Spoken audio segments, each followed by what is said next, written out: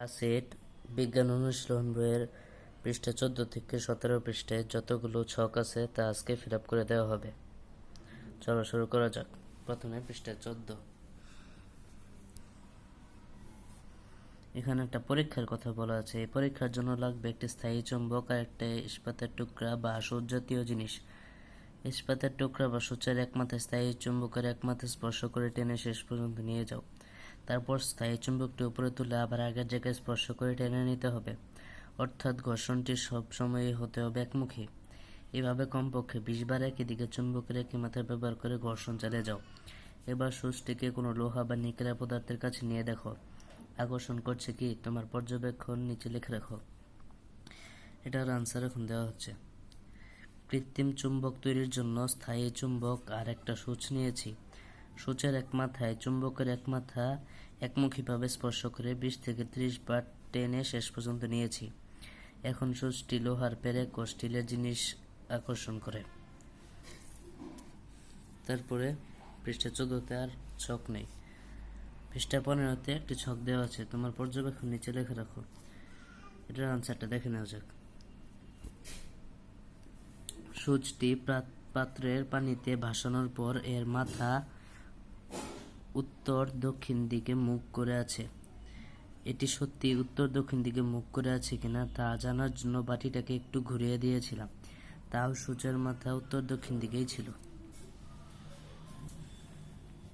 তারপরে পৃষ্ঠা 15তে একটা ছক দেওয়া আছে।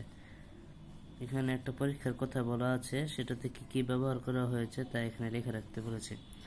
এখানে আছে ড্রিঙ্কিং স্ট্র, বৈদ্যুতিক তার,